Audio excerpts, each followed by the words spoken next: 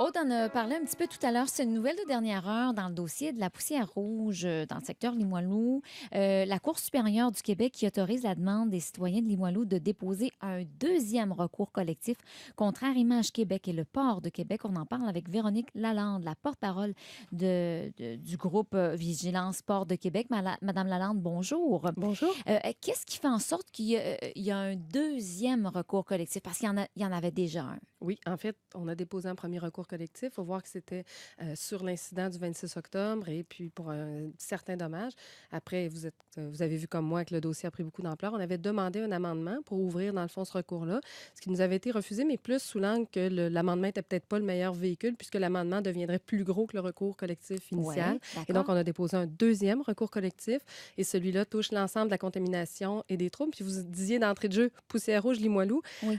C'est un dossier, en fait, qui touche l'ensemble des Pas juste quartiers Limoilou, centraux de la oui. vallée de la Saint-Charles et Mhm. l'ensemble d'une population, mais aussi sur l'ensemble des contaminants et l'ensemble des nuisances subies sur une période de 3 ans.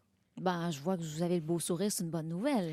C'est toujours une bonne nouvelle, c'est toujours des victoires douce amère, c'est-à-dire que j'aimerais ça ne jamais avoir eu à déposer de recours collectif puis ne pas vivre cette victoire-là aujourd'hui parce que mon balcon aurait toujours été immaculé. Propre, Donc, oui. c'est surtout ça qu'on vit. Je vous dirais que ce qui distingue aussi cette cause-là de la première, dans la première, on a demandé une injonction et le juge disait, ben pour un incident isolé, peut-être que...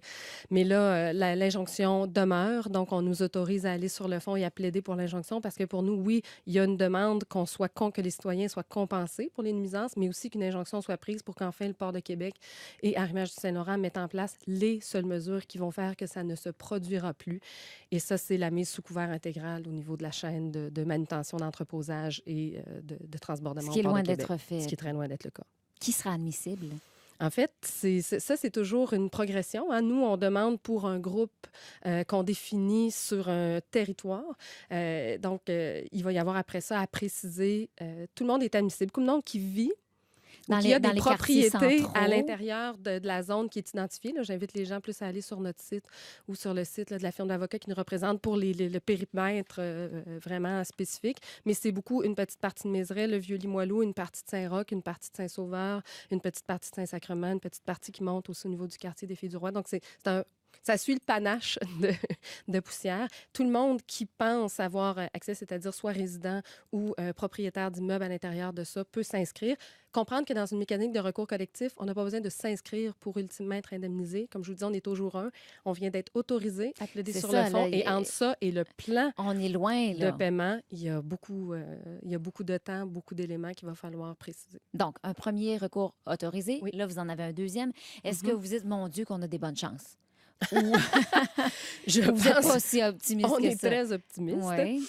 Malgré tout, même si c'est un travail de moine et c'est vraiment une bataille de David contre Goliath, on poursuit le port de Québec et son arrimeur de façon conjointe. Donc, ils ont 2 sets d'avocats. Ce sont des avocats très aguerris. Sûrement. Alors, ce sont des démarches et des procédures qui sont très longues. On reste très confiant parce qu'on pense que la justice la plus basique est tellement de notre côté.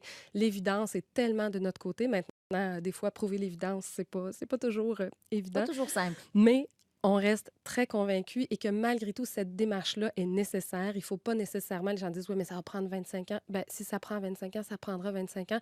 Mais chaque étape est importante. Aujourd'hui, la différence entre aujourd'hui et hier, c'est que je pense que là, ça suffit de dire que c'est un incident isolé puis qu'on ne sait pas trop. Il y a 2 recours collectifs qui sont autorisés contre ces gens-là. Donc, il y a à tout le moins une apparence qu'il y a quelque chose qui distorsionne dans cette photo et qu'on doit enfin s'en préoccuper de façon sérieuse. Bon, alors, quelles sont les prochaines étapes?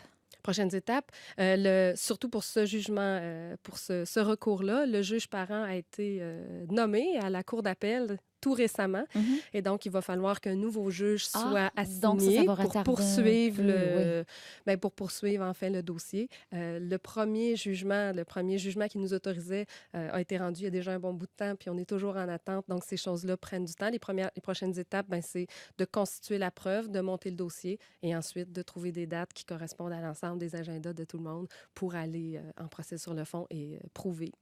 C'est un peu le débat de votre vie, là. C'est un peu le Malheureusement. combat de votre vie. Je dis le C'est débat, pas le c'est débat, le combat combat de votre ben non, j'ai vie. plein d'autres combats plus joyeux aussi en parallèle, mais c'est sûr que depuis 3 ans, c'est quelque chose qui nous tient éveillés, qui nous prend Oui, beaucoup de hein? temps, mais c'est quelque chose qu'on vit dans notre quotidien. Quand je dis des fois en blague, là, tu sais, une rivière à saumon que je défends à des milliers de kilomètres, puis c'est tout aussi important, je le fais aussi, mais je peux prendre des breaks. Mais moi, au quotidien, je le reçois à la tête. Vous le vivez. Je m'en vais dans ma cour, je suis obligée de nettoyer toutes mes surfaces. Et ça, ma seule façon de vivre ça, c'est de transformer cette indignation-là, cette colère-là en action concrète. Donc, ça me maintient aussi de ça. Puis des petites victoires où il y a d'autres mondes qui viennent nous dire, ben oui, vous avez raison de poursuivre parce qu'il y a du monde pour vous écouter. Entre ça, puis l'annonce qui a eu lieu vendredi aussi, que c'est vraiment une agence fédérale, c'est la commission d'évaluation environnementale qui va se pencher sur le projet d'agrandissement du port, que le port ne pourra pas être lui-même jugé parti. Tout ça, ce sont des bonnes nouvelles, mais qui sont le fruit d'heures et d'heures et d'heures de pression et de travail de la part des citoyens pour que les choses se fassent correctement. Alors, c'est un pas de plus dans ce processus. Eh bien oui, Véronique Lalande, merci beaucoup. Vous nous tenez au courant s'il y a quoi que ce soit de nouveau. promis. Merci beaucoup. Je vous rappelle qu'elle est porte-parole de Vigilance Port de Québec.